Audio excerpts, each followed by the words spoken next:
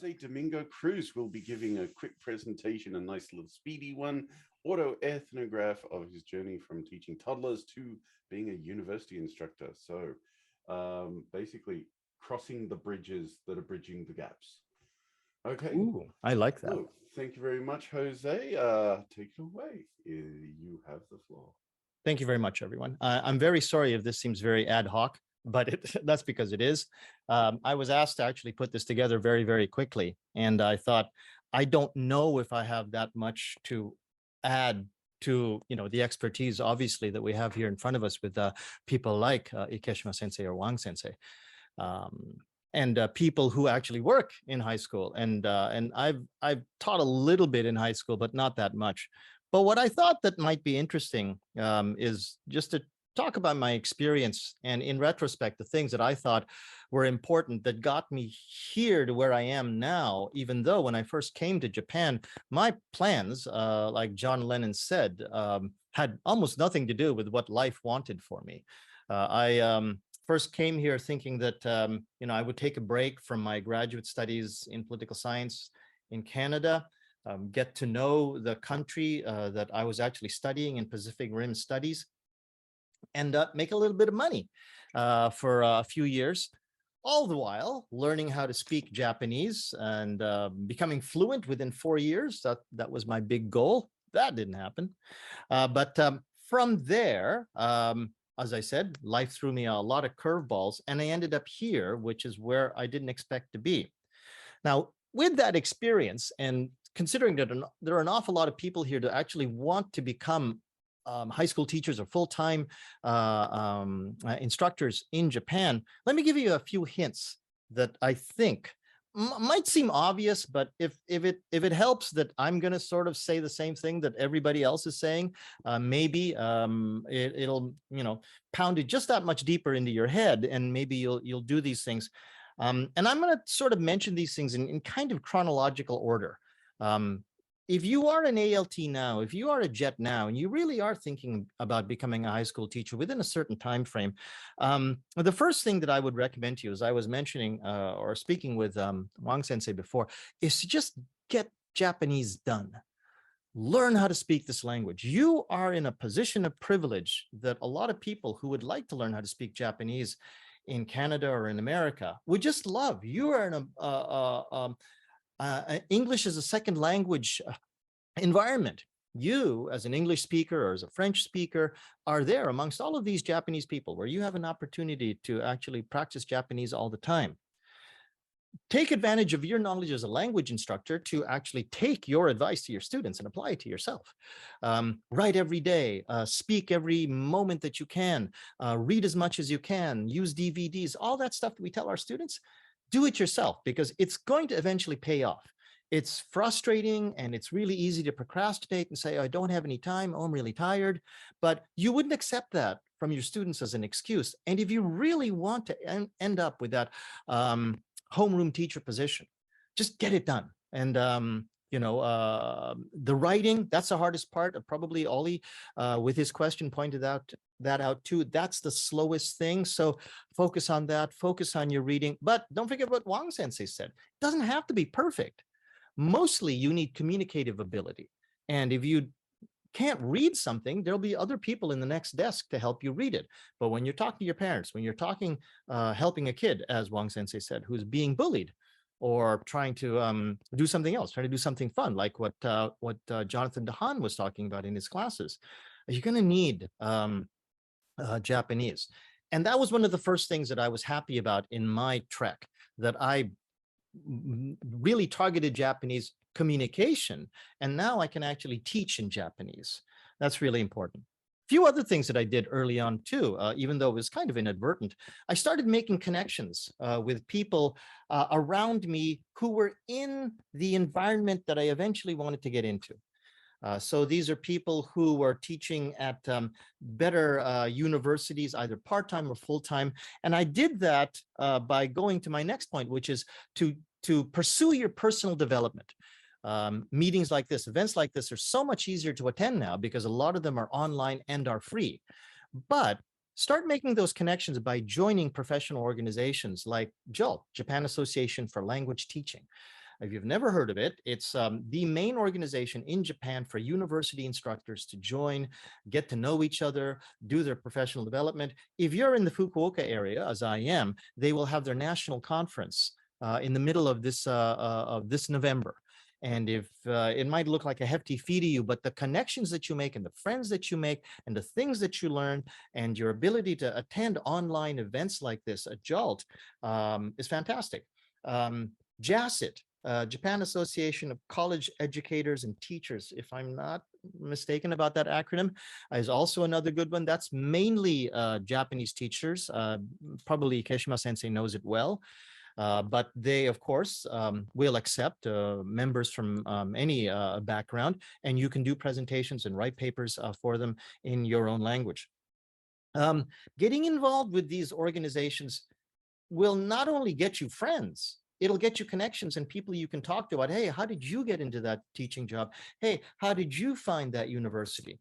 And if you show yourself to be somebody competent and somebody who cares about their teaching and is curious about learning, you're going to be on the minds of people when it turns out, and this happens far more often than you would think, that a university suddenly needs, on an emergency basis sometimes, someone to fill in 1 or 2 or 3 classes on a Wednesday. And that person who is in a position to sort of bend the ear of the hiring, the person in charge of hiring, remembers your name and remembers that, oh yeah, content learning, my friend here, he's studying that in postgrad work. Why don't you ask him? He's an expert in that. And suddenly, like me, you're going to find yourself hired just because you are the one most available. That's exactly what happened to me. I was in a position where I needed work all of a sudden. I had left my job teaching high school and wanted to find something else. And suddenly my friend said to me, hey, a couple of people at that university have suddenly left. They need someone. I mentioned your name. Go do the interview. And I'm like, whoa. And suddenly I was a university instructor. JOLT, JASIT, OTJ, Online Teaching Japan, which is the organizing group for Bridging the Gaps 2022. That is fully free. You don't have to pay any fees for that. And it's a good place to sort of get your name out there as someone who asks questions. It's also a good place for you to get your name out there as someone who answers questions. So let's say you're not a homeroom teacher, but you are an ALT, but moreover, you're somebody who also knows a lot about Macintoshes. Or maybe you're even techier than I am, and you're an expert in Linux, like my good friend Adam Jenkins. Now, if somebody asks a question about hard disks, and you know all about that, get in there and answer that question. People will remember people that help. I think that's one of the things that I learned. All I really wanted to do at the start of the pandemic was just help people who were asking questions that I knew how to answer, that I knew I could answer well. And as I started answering these questions, more and more people realized that they could ask me more questions. And as those questions were answered, I became a leading member of Online Teaching Japan, and all kinds of career opportunities just opened up to me. I was asked to write a book. I've now organized 3 of these summer conferences for OTJ in a row. I've been asked more and more to do presentations literally across the country. Showing yourself as someone sincere that wants to help to the degree that you can, not just for the kudos and the professional development of the connections that you're making, but because you know stuff and you like helping people, really goes miles. Pay attention to what Wang Sensei's links are telling you about going to Edu Cafe.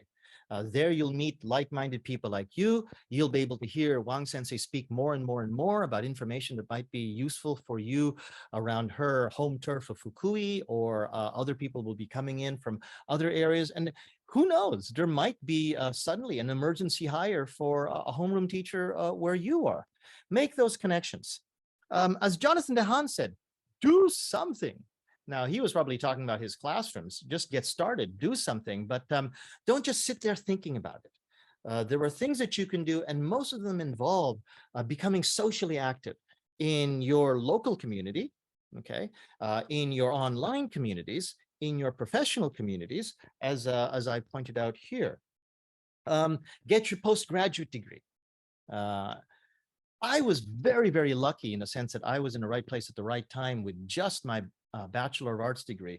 But that road is becoming very, very narrowly tightened. If you only have a bachelor's degree, you will find it very, very difficult to actually walk the normal road to get to being hired as a homeroom teacher. And as Wang Sensei said, challenge yourself and get that degree from a Japanese institution, which does not always necessarily mean that you have to do classes in Japanese. Some institutions actually have degrees that are primarily for English speakers taught in English. Now, not many of them, but I know that in Kitakyushu University, if you could speak and read enough Japanese, the thesis that you wrote to get your MA could be written in English. And those requirements actually probably exist in a lot of other universities too. So my point is, and get started on this now, especially the Japanese part. You also too are in a room full of people that have the same goal as you. And from here, I'll be taking questions. And if there aren't a lot of questions, this room will be free for a little while. And we haven't made up our mind, we're going to leave it open. But if you're here and if you're talking to people, we can maybe make some breakout rooms for you. And you can go off and join that breakout room to have a private conversation with other people that can help you with learning your Japanese. Or, oh my gosh, you're from Fukushima. I'm from Fukushima. Let's talk. And make those connections, social, community, online, and professional.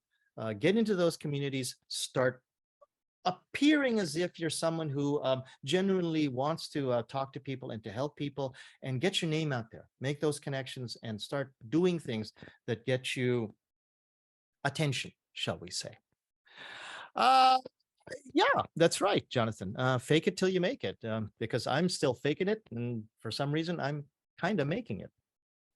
So if anyone has any questions, I have not been watching the chat. Adam, did I miss any questions that were important? Or if anyone wants to open up their cameras and their microphones to ask me questions now, I'd be happy to field them.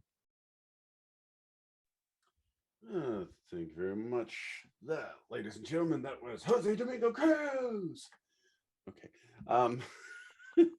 Wow, big reception there.